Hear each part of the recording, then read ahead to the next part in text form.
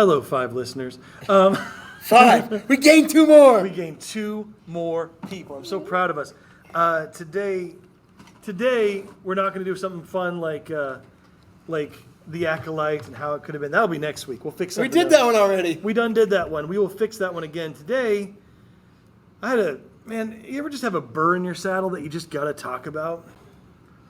Yeah. It strikes me as you have many burrs in your saddles. What do you call it? Rock in your shoe? What do you call it? Things that piss me off. Well, if you don't want to be poetic about it, I don't want to be poetic. Yeah. Sounds like you got banana bones over there. I'll tell you. Today we are talking about classroom management because things that chat my hide. Things that grind my gears.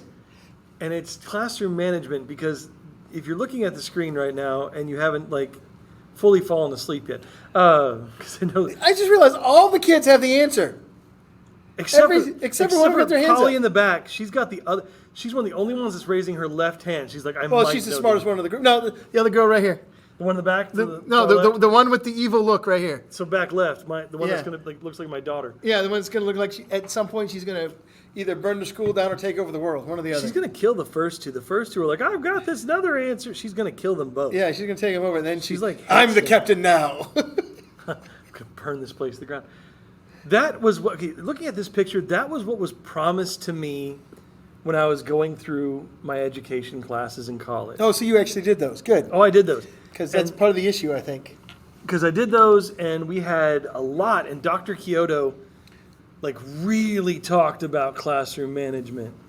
Because up until he was our last class. He was our kind of seminar class before we had our student teaching, which you need to have student teaching. I'm just going to die on that hill. And he told me everything you've learned about classroom management in your textbooks is already wrong. Yes.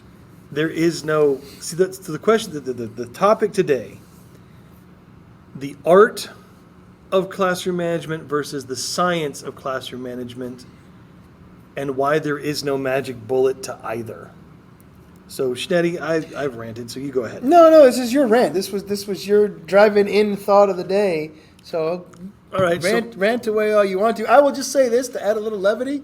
When I first always heard that expression, the art versus the science, kind of didn't know what it meant for the first time. First few times I just kind of played. I was like, art versus science, sure. So do art teachers do it differently? We're drawing pictures but So, one of the things, I got my teaching certification in 2007.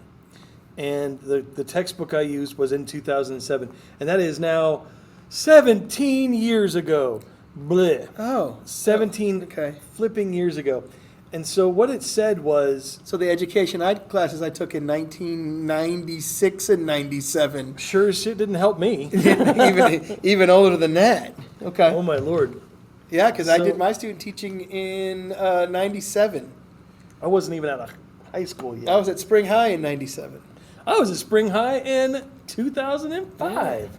2006? I don't know. I don't remember. Something like that. But this was what the textbook said. Kids will do this. Kids will raise their hands. Oh, yeah. And if you make sure that there's consistent rules, and I always agree with consistency, but the thing was, this is absolute, excuse my language, this is absolute bullshit. There is no magic bullet. And one of the things that this 2005 or 2006 textbook said was the concept of with-itness. With-itness? With-itness, as in with-it-ness. The art or the act of being with it. It's a 1970s was this written by Keep On Trucking? I mean, was that the next? Was that the next chapter? That's when I first started worrying about AI. With-itness. Okay. And we're sitting there talking about it, and Dr. Kyoto says, and I miss Dr. Kyoto, he was a great teacher. He said, it's kind of like being able to understand what we call the vibes of the room today, understanding how it's flowing, understanding where people are, being able to detect where bad things were. And so I just raised my hand being a smartass going, so being a Jedi? And he clicks his fingers and points to me and goes, that's it. Scherzer's right. You need to be a Jedi to be a teacher. And I'm like, oh shit, we're all going to die. That's how we know I got this job. It's like, I'm in now, coach. Let's go. Let's go, Doc. Come on. I mean, that's the thing. Doc had is like you have to, and I see a lot of teachers, and that's the thing that bothers me. I see so many teachers who either try the formulaic crap, like champs and stuff like that, Yeah. or capturing kids' hearts, and they swear by it. You got to do the process, do the process. And they swear by it, and when it doesn't work, they just stare at you like they have no idea what else to do. And then we got other teachers that just straight up gave up on classroom management. Yeah. Well, they probably never had it to begin with. Yeah. Right? They didn't give up on it. They just never had it. And for whatever reason, they're scared of the students, especially in a high school setting. You're going to see teachers that are scared of their students. That's just a truth, right? They've never had it. And I think part of the issue is we got so many alt-cert now. So they didn't go through those education classes. Or at the worst, they didn't go through any student teaching. Yeah. No student teaching, very little actual classes, mostly just here, do this work on your own. And then go observe these other classes. And go observe these other classes. in the spring semester where they're only going to put you in classes where they know the teacher has, absolute control already. yeah. So And you're not learning anything. It's like a duck. Like the duck looks like it's gliding on the water, but it's paddling like crazy underneath. yeah. And that's the problem, because that's what classroom management is. It looks smooth as hell. But Yeah. what it is a lot of tiny things happening at once. We want Ralphie's Classroom: A Christmas Story. Oh my God, I would kill for Ralphie's classroom. I would point to some human being and I will stab them for Ralphie's Yeah. classroom. But what we get is Ben Stein's class from Fast Time at Ridgemont High. Oh my God, Bueller. Oh no, it's Ferris Bueller's Day Off. Ferris Bueller's Day Off, or Hell, I'd take Spicoli in my class. Are you kidding me? Yeah. A funny guy who orders a pizza in the middle of it, and I just start eating it and handing it to other students. I Mr. just realized I put Ben Stein in the wrong movie. That's all right. So did Ben Stein. I'm telling you right now, I would give a vital part of my anatomy to have a class that chill, that had that much control over, where I could take a kid's pizza without them standing up to fight me, handing it out to other people, and then basically using it as an object lesson with that kid not calling their parents and me getting in trouble for that. Yeah. But also remember he went to Spicoli's house the night of prom and made him pass the test. And sat there and talked with him for what, 2 hours? Yeah. Had to be, because when you come back to the scene, listen, he's rolled up his sleeves. They're sitting across from each other. I think they've got food or something. Yeah. Well, Spicoli's got the munchies, so there's always going to be He's something got the around. munchies. But they're sitting there eating and talking, and he's asking him questions in the way that we should be talking to these kids and teaching these kids. And I see so much formulaic stuff, and it's not working. And what I see then is the natural shutdown. And the way the population of our school is changing, they don't need someone who gives up. Because if you don't put in an order, they will impose their own. Yeah. So And that's the thing, right? And if you have the classroom management, the kids will follow along with you. The kids will do. I mean, they'll still try to do things that the kids are going to do, but they will acquiesce to your request. Say, hey, put that away. We're not doing that right now. Okay, sorry, coach. Right? Yeah. And it's like, are we good now? We're good now. We're good. Yeah. But if you don't have it to begin with, right? if you don't have it to begin with, if you are uncertain, then they will walk right. 7th period today. I've been doing this new thing all year. Put your headphones away, put your cell phones away, show me your ID. The administration has made it very clear that the IDs are the priority again for the 4th time in a row. And so I put them up there, and there was one kid about a week ago when I did that. She didn't have it. This is the last period of the day. It's 45 minutes to the end of school. Yep. I sent her out to go get an ID. Something she should have gotten her first period, but her first period teacher didn't give a rat's ass. What I saw, she looked at me, and I saw her weigh me up. Like, weigh me and measure me and see what was going to happen, and then decided to acquiesce. Yeah. And I did it again today. Another one of my students who's usually a fighter, I was like, man, you need to go get an ID. Okay. They do it. Yeah. Because if you've got it, but you've got to have that bluff, that with it bluff. Well, and you've got to have a little bit of a relationship with them that is more than just being the teacher in charge, right? They need to know that you mean it, but they also need to know if they need your help on something, you got them. You're the first one And to do it. if they can do that, then something like that just falls right in the line. right? But if they don't think you're going to help them, right? If they don't think that they can come talk to you, then yeah, the second you act tough to them by asking them to do something simple, they're not going to do it. And I think that's the other issue. We got too many teachers that, don't constantly remind. Like, I'm always reminding mine, check your grades. Hey, everything's up, check it, double check it, make sure I put in the right number. Every once in a while, if it says a 10, it's probably supposed to be 100. You need to let me know, right? Because I'm going to make a mistake, right? Just like every once in a while you make mistakes, they're going to be made. And do those sorts of, and then fix it right away and that's the other thing. I think teachers own their mistakes. I agree with you on that. I think too many teachers feel they have to be the ultimate correct authority in the room. Yeah. I think that if you cannot, if someone tells you you're wrong, you can do the cheeky, okay, prove it to me. Yeah. And then when you're proven wrong, you need to admit it and then congratulate the student on their work. Yeah. There's too much ego and not enough pride, if that makes any sense. No. There's too much ego versus there's not enough pride. Like pride, my pride in my students means that I am happy when they have exceeded me. Well, that and the pride of just letting them tell a quick little story about what you're talking about, because we both teach social studies. So they got something to say, let them say it. And then talk it up for a little bit. Even if a couple things didn't work out correctly, right, and didn't historically wrong, you can kind of fix that. But you can also fix it. Hey, we see where you're going there. Let's look, and you can. And if you do that, they all get smiley, right? And then somebody else will pick up on that, and you'll go from there. But if you don't let them do that, and it's your room, and that's where some teachers go wrong. It's their room, right? It's my room. I'm the one that's got the degree in this. I'm the captain now. I'm the captain now. Right. We're back to that Full phrase circle. again. Right. And you're going to listen to me, and what I say goes. Right. You don't let them try. Right. Sometimes we got to drag it out of them to make them say stuff. But you can't just sit there and you be the ultimate authority and not let them. I mean, they're happy to share a story. Share the story.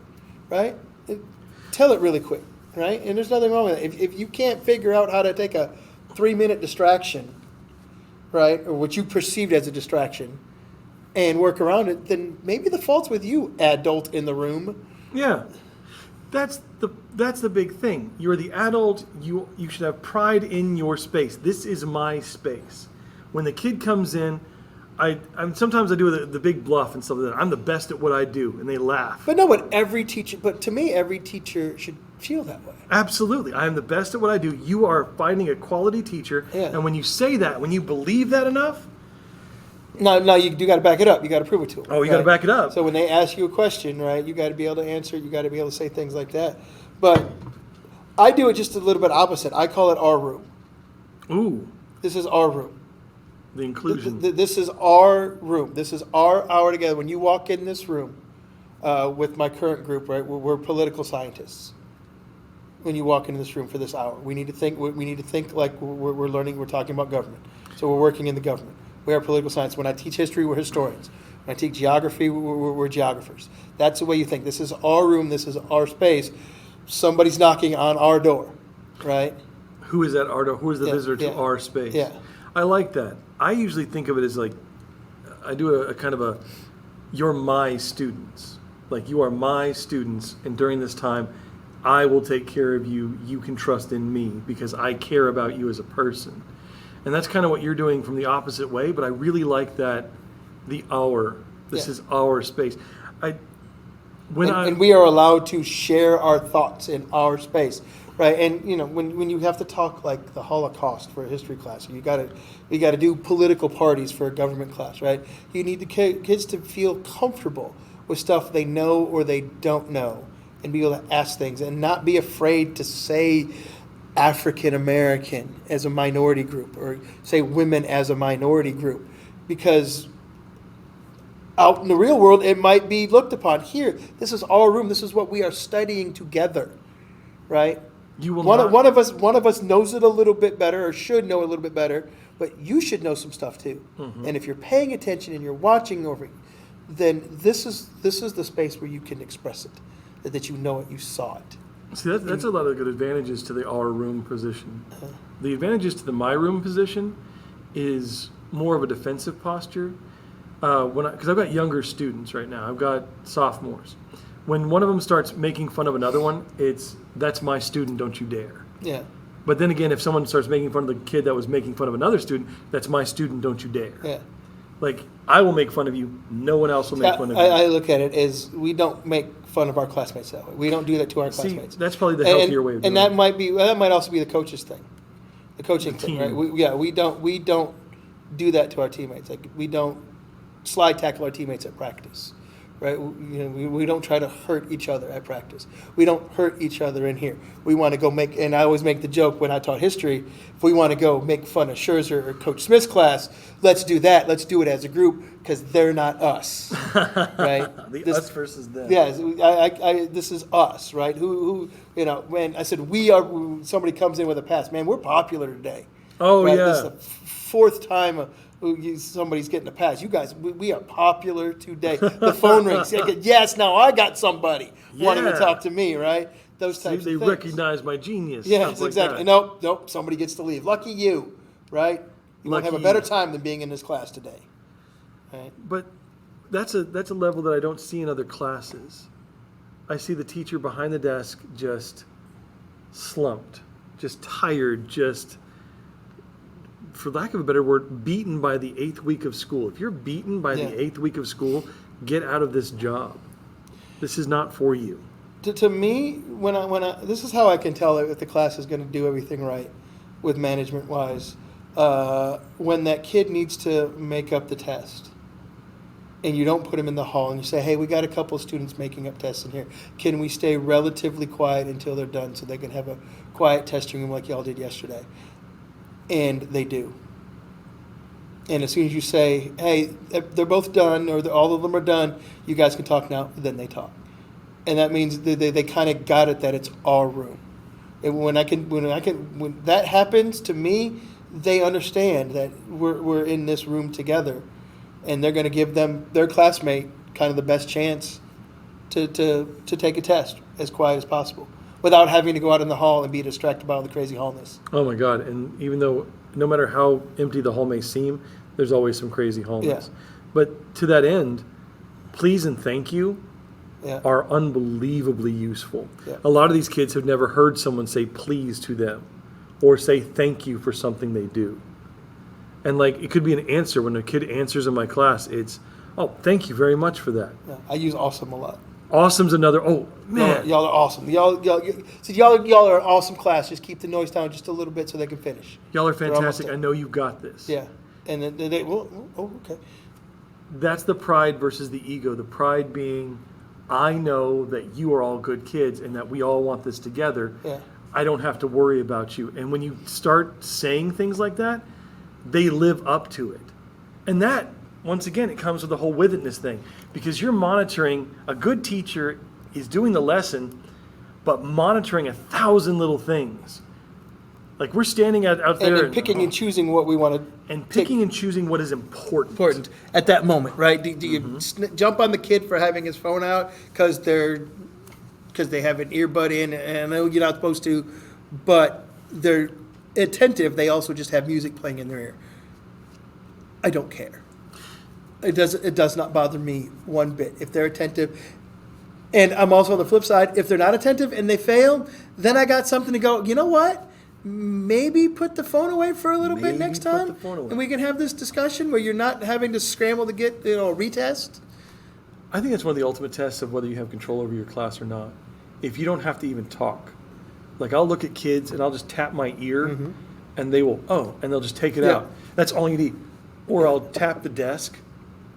Or now if they're sleeping, hand comes down and says, Yeah. "Morning, sunshine," and then it's fun stuff like but that. if you just tap the desk, like they've lost focus, and you don't have to. You call them out. You just walk by the desk, and and you tap a couple other desks, but you tap theirs just a little bit differently, and they catch the clue. Yeah, And that is the symbiotic relationship that you're looking for. That is a symbiotic relationship that I'm makes looking it. for the midichlorian symbiotic relationship. Don't personally. ever say that word again. That is a nasty word. Wrong. I'm waiting instead No. of the 23andMe stuff. I'm looking for the N count stuff. That, Oh my that come out. God. I'd buy into that really quick. I'd have to get Schnetty, one if they do time. M counts, I'm gonna just, I don't wanna live on this planet anymore. But that's the problem. So then comes the question of, where do you think the personal responsibility in the classroom should reside with? What's the split of personal responsibility in the classroom? To you, what's the ideal percentage?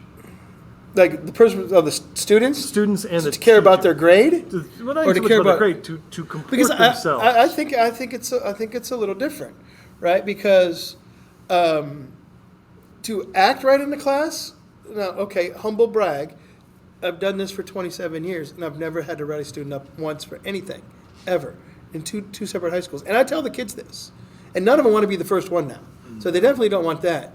But and I tell them simple things like you guys are going to ask to go to the bathroom, right?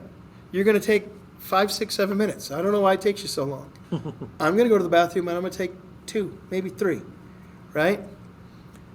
If I can't leave you all quiet by yourselves for that long, then we're going to have bigger issues than that, right?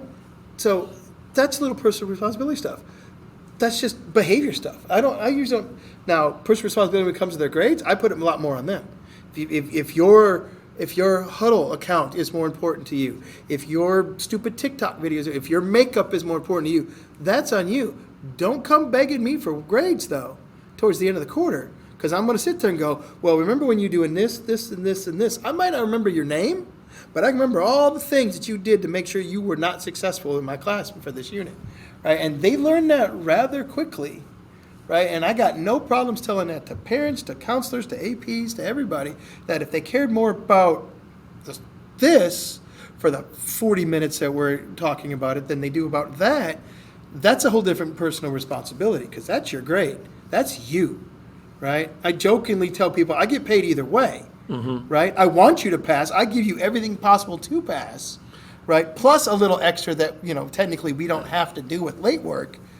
But if you don't take advantage of it, I can't help you at that point. My job is not to do, they pay me either way. But as for the in the class behavior stuff, if you set down, you don't even have to set down a firm foundation. You just set down a foundation. Hey, this is kind of what's going to happen in this class, right? This is how I fluctuate, right? If you're going to do this, this needs to happen. Like, okay, if you're going to let them eat chips or something, trash needs to go in the trash bag, don't they? And I don't. Again, I'm a little different on those types of rules, those little skirty little rules like that.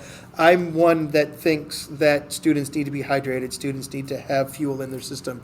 So if they're snacking a little bit and they're not making noise, and they're drinking a little bit, they're not making noise, as long as it ends up in the trash, I don't pick up trash. I don't have to. The kids do it themselves. There's 2 trash cans and do it that way. And that's on them. And they know it. Because if they know, because the one time something gets left, I make a big deal about it the next day. Right? And then they quickly scan when they leave. Did I grab all my stuff? Right? So to me, it's just how you set that foundation the first couple days of school, and let them know. Like, I let them know, I have a medical condition, I take some medication, I'm going to have to run to the restroom, and sometimes in the middle of class. Sometimes in the middle of a test. And you're going to be in here. How are you going to handle yourselves? And that is that admission that I need your help. Yeah. I hated when people say I need your help for this answer. It's no. Here's what I'm dealing with. I know you're dealing with stuff too. If you help me with my stuff, I will always be here for your stuff. It is, once again, reciprocity, but the big thing I'm hearing from you and the big thing I know in my own is consistency. Be consistent, and if you're not consistent, explain why. Yeah. Everybody has to fill out a pass before they go to the restroom, Yeah. right? No problem. Now then there's that one kid that's like, I have to go. And if someone says, why does this person get to go? Sometimes they have a special pass. Yeah. Oh, okay. Or I look and be like, trust me, this time it's an emergency. Okay. And that's the thing. It's establishing that rapport, a word that we don't really do much anymore, is rapport. No, because they skirt around it. Take the first 3 days to get to know your students. you need 3 days to get to know them that well. You can't get to know them while presenting your information and talking to them and letting them know. I mean, I'm not, Well, let's be 100% honest. They don't mean get to know your students. What they're saying is play icebreakers. yeah, Play games with your student. And it's like, as much as I understand the power of games, you know me, my little cute little simulation stuff. Yeah, there's I nothing know the wrong with power that. of games. There is a time and a place for them, and the time and the place is not always when we're trying to get to know one another. yeah, 90% of my classroom is not games. 90% of my classroom is doing the work, learning the story. And that is why I get frustrated when it's too much activity with other teachers. And I Yes. judge other teachers based on how many activities they do. Now, if you've got a little something, but these kids, we do learn through play. We do. I absolutely believe that. But at the same time, there's no way on God's green earth that you're playing that much and still getting the information across. yeah. Because there's no debrief time, there's no think about it time, there's no reflection. It's just do an activity, do an activity, do an activity, and then do Bell something rings else. and then they're gone. And Yeah. there's no revisiting the next day because you're doing another activity. Because we're doing too much. I think some of the biggest things I And learned from I think that might be they do that because they think that provides better classroom management because the kids are engaged in that and not just kind of sitting still. I get they don't like sitting still. My kids can move around and sit on the floor, and somebody wants to sit in my big chair, then I don't care. If I'm not in it, it's I'm all not in yours. it. Yeah, but there's some teachers. Well, if I'm talking, you're sitting there and there and there, right? that is the biggest thing I remember when we started implementing CHAMPS in Spring High School was, what do you do with your downtime, your transition time? What are you doing with your transition time? And it's like, transitioning. Because these kids have to learn to comport themselves during a transition. Yeah. If I have to be talking or moving or directing every single day, that's not the precious facilitator position that you seem to want teachers to be. There's this push for teachers to be facilitators, and that's all well and good when you have the resources and when you have the classroom mentality for that. But like this, no, I am the person who's teaching you. I am the teacher. And if I need a couple minutes, or if we're going to do something, you should be able to hold your crap for 2-3 minutes Yeah. while I'm in the room, Yeah. for God's sake. Being able just to sit and talk quietly with your neighbor. Yeah. But whatever. Hey, we're gonna. And again, my classes get it more than yours because I tend to leave, especially my earlier classes during the class to use the restroom really quick, so they kind of get that. And sometimes I come back and they're just sitting there doing what they were doing before I left. Right? They Yeah. really weren't engaged. And sometimes they're talking to each other, and sometimes I make the joke, "Hey, everybody enjoy the 2-minute cheat session on the quiz today?" And then the smart one goes, "Coach, it was open note." I know, but how many people? Oh, and then you say, "It was open note." Yeah, the title of the quiz is so Open and so note. unit open note. That's the thing. That's a part of the whole personal responsibility Yeah. thing. It's taking care of your stuff. The young lady that came up to me today that I told you about, Yeah. who says, Mr. Scherzer, I looked at my grade and it's unacceptable. And it's like, first off, you don't get to use the word unacceptable. You don't get to use the word unacceptable because you have accepted it till now. It's only when your authority figure told you no that you say it's unacceptable. That's a parrot word. You don't use the word unacceptable, Yeah. kiddo. And then it's like, what am I? And I love that she said, what do I have to do to bring it up? And it's like, kiddo, and I point to my board where I have this, it's fairly convoluted, but a chart nonetheless of explaining. Oh, it's a flow chart. It's a flow chart. Can I raise my grade? And the answer is usually, if you've done everything, if you've done the retests, there is no extra credit. No. Yeah. Now you must sit and wallow in it. Now, do I still drop grades at the end of the quarter? Yes. Yeah, but One each, but that may not still get some of the kids. And that's the thing. It's like, she goes, I was like, well, tell me about your work. And she goes, oh, I have zeros. And I go, okay. I can still do those? What does it say? What does it say on the board, man? they want to be told though. That's the thing. They want to be told. They don't want to go, "Oh, okay, there it is. It's right there." Right? And you always get the one smart kid, "It's right there," right? But they want to be, it's like they got to be told to do something and not just do it on their own. And that might be, and we talked about this a little bit, this idea of how we raise the youngins now, right? And it's not, it's maybe not the youngins' fault too much, but who did the raising and what was being told when they were being raised? Because some of us were raised by boomers, or even the silent generation, the kids that were born in the 19 teens that grew up during the Depression, right? Yep. That's a whole different thing, right? How many kids did we know growing up where you were 12 and you had to watch your 10 or 8 or 6 or 5-year-old brother or sister by the time you wore your house key around your neck. We called you were a latchkey kid, right? Because you got home and nobody else was home. You were the first ones home, right? And you were in charge, and you were 10 years old and you were the first ones home, and you were at home for yourself for 2 or 3 hours. Yeah. Right? You don't get that kind of, we don't do that kind of stuff anymore. Actually, I would disagree. I think a lot of our kids are latchkey kids. No, they hang out at school now. Well, a lot of them do, but a lot of them are also the ones leaving. You see them with their keys around their IDs. They go home, but they don't go out anymore. It's not go home and then go out. It's go home and then just plug in. But I still don't think they got responsibilities when they get home. Possibly. Because not. we had, you had responsibilities. I mean, how many of us were cooking dinners at 10, 12 years old? I can argue I wasn't. Yeah. I wasn't cooking dinners, but I did, when it was time, when I came home and I was younger, I would take care of my sisters. Yeah. I remember 12 years old, my But sister that's- was 8 and then 7. It was like I had to watch. Yeah. I And watched you're them 12. on vacation. Yeah, I'm watching. For how many hours a day? 1.5, 2. Yeah, a couple hours a day. You're in charge. 12 years old, in charge of the house, the whole house, right?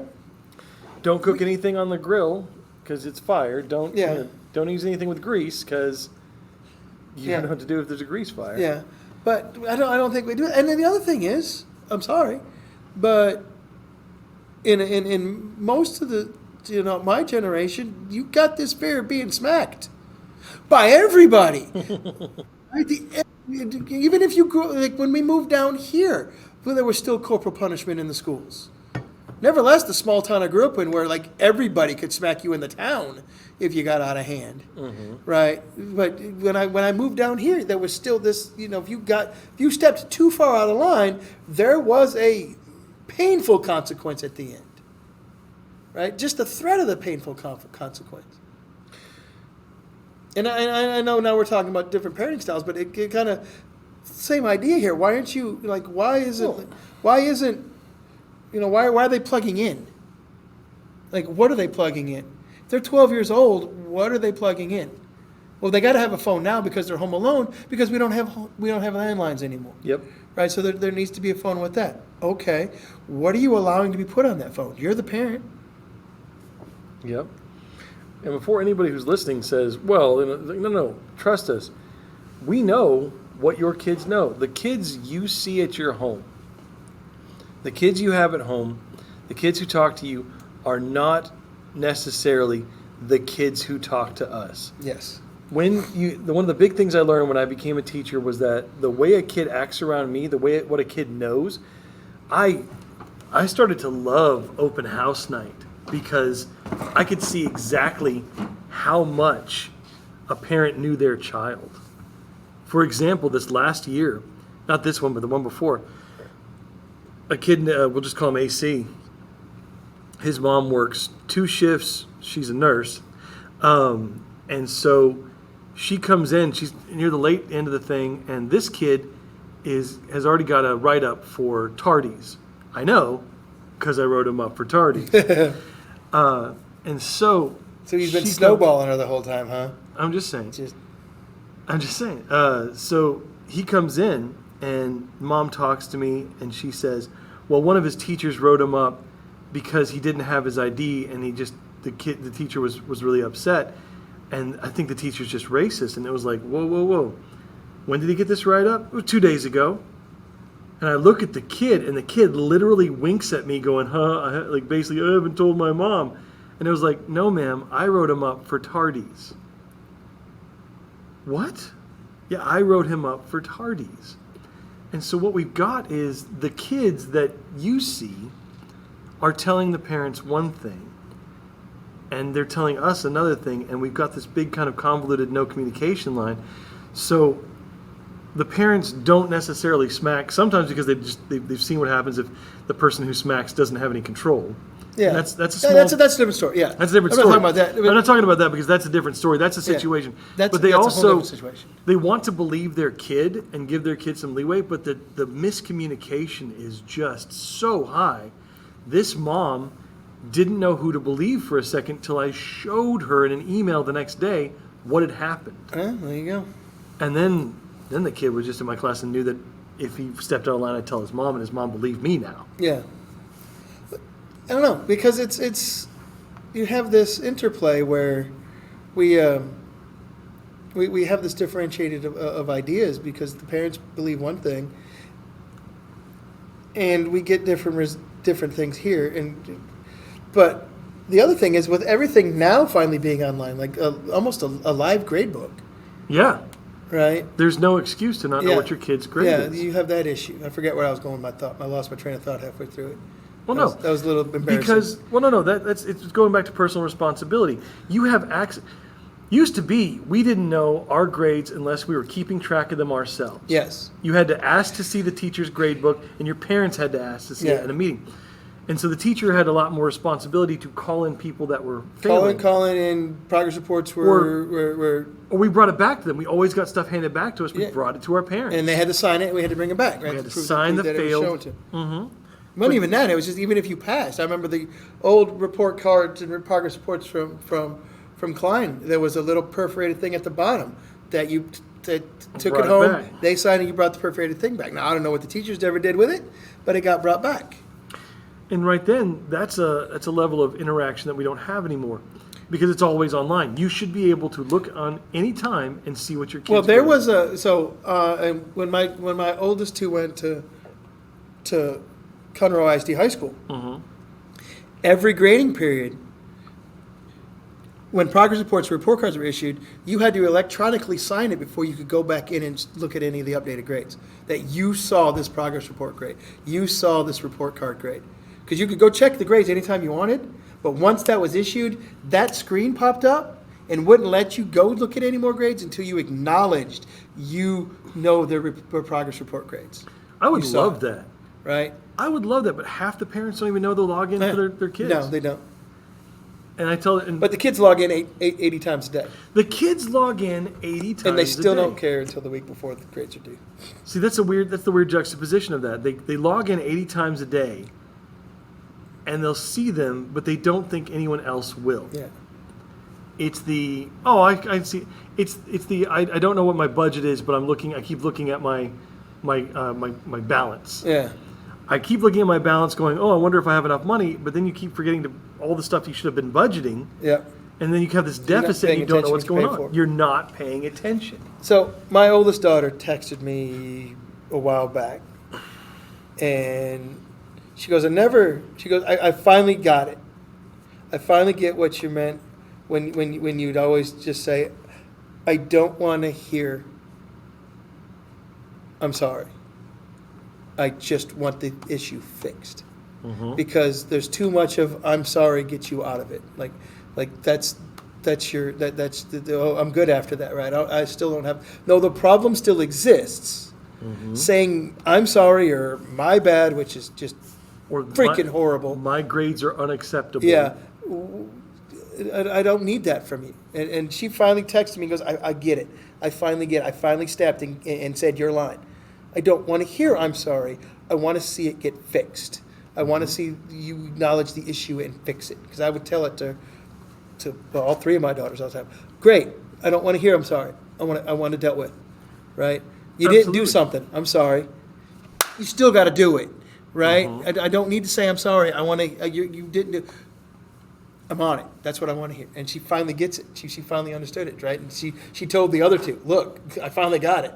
He's not being a jerk. Well, kind of maybe, but he doesn't need us to apologize. He needs us to get what we asked him to do. And the same thing with these kids, right? They Oh, yeah. think if they say I'm sorry or my bad, right? I see it on the freaking athletic field. My bad. Right? A kid screws up, my bad. Yeah. Now go get the thing you just lost. Go get the ball. You Fix the lost it. Don't problem. stop it. They don't want to fix the problem. They want somebody else to do it at that point. They want release of responsibility. Yeah. They want to shift the personal responsibility. My grades are unacceptable. Great, kid. What are you going to do? I mean, that's one of the things that the teachers need to bring to this. Yeah. The things that teachers need to bring to this is very simply, it's not about saying, like, one of the things I learned a while ago was say you're sorry when you mess up to the kids, right? Okay. They don't want to hear you're sorry. None of them do. No. I mean, they've heard I'm sorry from their parents and their parents' parents and all that stuff so many times. What you say is, hey guys, I made a mistake, comma, and this is what the plan is from here on out. Yeah. Okay, if you've got a plan, the captain can't be wrong. They can just realign or recalculate. Yeah. They need that surety that you saw the problem and you've adjusted for the problem. Yeah. They get at it like you're right. You're absolutely right. Put away your phone. My bad. No. Just put it away. I don't need that thing because you're not at that point. They don't think they got to put it away anymore. They acknowledge that you saw them doing something wrong, and they know it's wrong, but they don't care. And that's the same thing with parents and everybody else now saying, they could say I'm sorry, but one, it doesn't mean it, No. right? Two, my bad doesn't take any ownership of anything. My bad doesn't even acknowledge the problem. No, it doesn't. It's just a way to get out of it. And the worst part is we got teachers and administrators that use that phrase. You know what phrase pisses me right the hell off even more than my bad? We need some grace. Oh yeah. We need some grace. We're not fixing To the the problem. kids, they don't We offer need too much. extend some grace They to don't the extend kids. it to the adults, or at least the adults they're not friends with. And the answer to that is grace has already been extended when we tell them there's a problem. Yeah. Grace has been extended. So now, for the divine, the grace never ends. Yeah. But for humanity, the grace ends in approximately 1 week and 1 day for us. Yeah. 2:35 p.m. on Next Friday. Friday the 11th. You're done, right? Problem solved. And okay, so in that manner, your last test is on Tuesday the 8th, Mm-hmm. right? That means you got Wednesday, Thursday, Friday, days of grace, Mm-hmm. right? Get some work done. Get your work done. Get caught up. Those of you that are done or are happy with your grade, I guess you got a couple of easier days, Mm-hmm. right? But, Get started on the next unit, but yeah, we're not going to go too far. no. What am I going to do? Yeah, because we got a week off. Mm-hmm. Anything I teach you before that week is like pissing into the wind. Yep. It's So just I gonna was telling come. that to my seniors. I said we're gonna test on Wednesday. That leaves Thursday and Friday to get stuff situated, cleared up, cleaned up, make our grades pretty, right? If you have a 9, we want to make that into a 0 or a 1, Mm-hmm. right?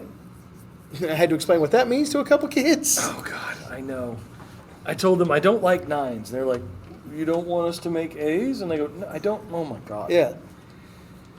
But they don't get told those sorts of things, right? Magically, things just appear sometimes, right? Yeah, sometimes sometimes the grades just magically work themselves out, especially with some of these teachers for all their SPED students. Yeah. Their students with special needs magically somehow in the last week just seem to do enough or get some grace. Yep. And it's always give us some grace, never here is grace for you. Yeah. No, we don't get it. No, because that would be silly. But the problem I have with classroom management is trying to figure out and trying to explain to other people, especially my younger teachers, where your responsibility lies and where their responsibility lies. And the problem is, I think I've relied too much on with-itness because now I can't really explain how the living force works. Well, and I think again, part of the issue is, especially with the new group of teachers, is all the all-cert people. Mm-hmm. You don't do student teaching. You go observe a class.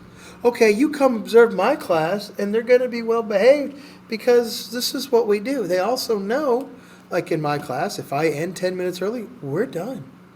As long as we don't line up at the door like we're the elementary school from across the street, Schnetty's going to be happy with them. And as long as the conversations are school appropriate, okay. Because if they're not, I have to talk to you and your counselor And I don't want to do that. No, if I have to, if it's not, I'm just gonna be loud and call you out and go, should we be talking about that right now? And then everybody's gonna stop and try to listen to your conversation. For the rest of the class period. 'Cause you're Exactly. talking about something juicy. Exactly. You got But juicy. they understand that. One or two times it happens, it stops.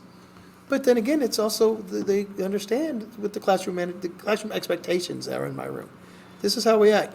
And this is why I get notes from subs that goes, excellent class, great class, Yeah. right? See, But, Yeah. you know, there's people that got issues. They got to write kids up when they get back from being absent. Right? A teacher can't be absent because they got to write 3 kids up the next day because they were in church with the sub in the room. Well, you had no classroom management at that point, or something strange happened, one or the other. mm-hmm. But if it's every time you're out, you've got a kid with an issue, Mm-hmm. that's a you problem. That not dipping that in the bud to begin with, that kid acts like that when you're gone. Mm-hmm. Because you just think he's nice for you, but he's a jerk for somebody else? Really? That's not, and you got to make sure that they understand the expectations, Mm-hmm.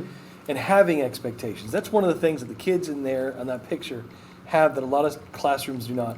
Is the understanding of expectations. I expect this, which only comes back to pull it full circle from pride in your own classroom Yeah. and pride in your own lessons. It's like my stuff is good. I am aware of my faults and my triumphs.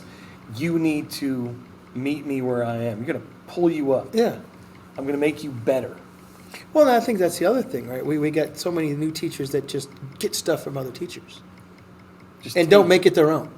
Don't even try to run it. Try to Just understand it. exactly what it says, word for word on the PowerPoint, on the worksheet, whatever it is. Don't try to doctor it up. That's why when I borrow stuff from other teachers, I want a copy of it so I can Jimmy jack it the way I want to Jimmy jack it for the way I do things, Mhm. right? The new teachers don't have a voice. They don't have pride in their classrooms. They don't know enough to figure out the vibe of a classroom when they walk in. Like you and I have had to watch over classrooms when people are gone, and you can figure out the vibe of a class within what, 2-3 minutes? Yeah. You can figure out where the hot spots are, where the problems are, who needs to be talked to, who needs to be watched out for, and you don't even know these kids from Adam. That's one of the things that I think we need to train our teachers But- more to do. Those are also the same teachers that have problems on testing days, Oh my Lord. right? Those are the same How- teachers that have problems on testing days. Those are the same teachers that have problems when they got to watch a study hall room, right? Because even if you don't know the kids in the class, you got to have this, I don't know, a little bit of confidence when you talk to them to begin with. Hey, this is what I'm expecting today. This is how this should go down, right? We shouldn't have any issues. We got issues. I'm going to get you out of here quick, right? Because this should be a nice, easy day for us. You know, it sucks that you had to be here today because you, for whatever reason, but we'll make the best of it. You got questions, ask those types of things. You got work to do. If you don't, I don't care. I got work I got to do. But if you don't set those parameters, And that's really Right? good for that's really good for the study hall rooms, but the testing rooms, these kids have been overly trained oh yeah. on testing. If you're having a hard time with testing, Well, that New goes back to session. what does your classroom discipline look kind of on a daily basis then? Because there's probably a good chance if you're in a testing room, and you know you've probably taught 1 or 2 kids in there at some point, if not currently in there. and if you know them, they will follow the rules you have set, and that will cause the other ones to fall in line Yeah. as well. Kids crave Oh, I structure. got Coach Natty. I got Mr. Scherzer. Yeah, it'll be fun in here. It'll be good, right? Just do what he says, and when he's done, we'll be fine.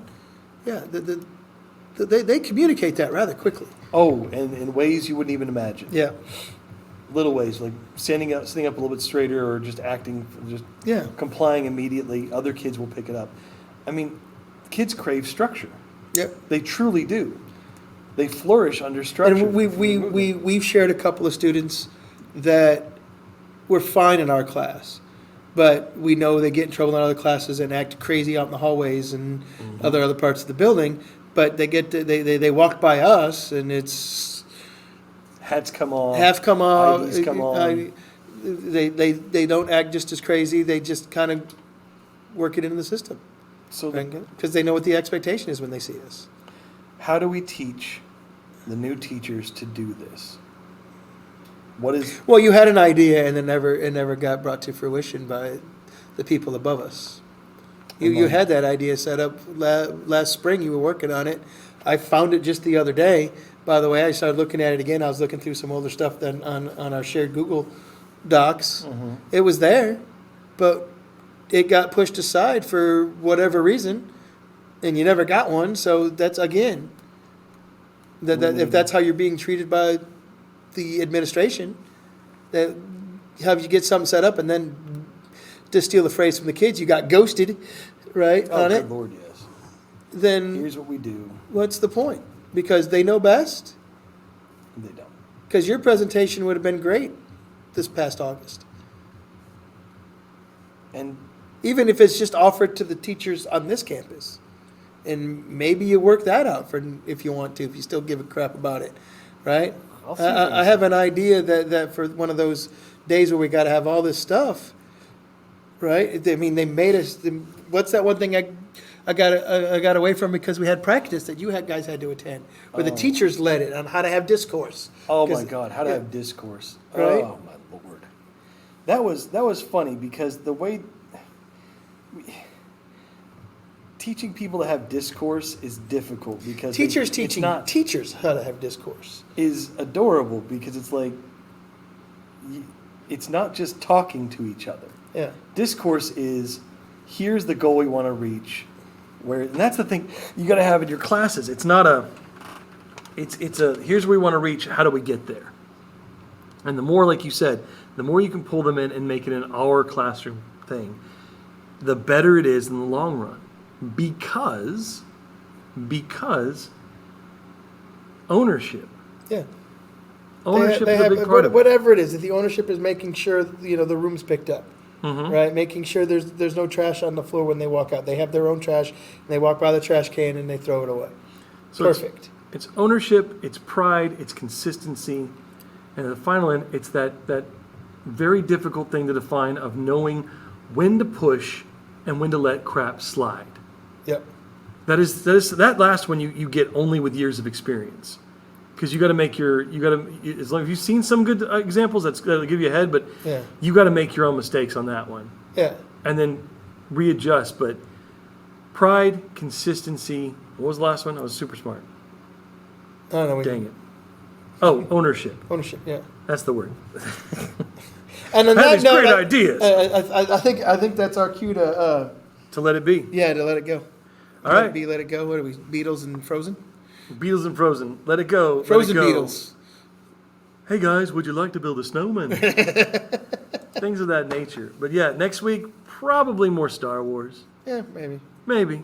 Or eventually we'll actually watch Agatha All Along. Yeah. And actually maybe have opinions on that. Maybe.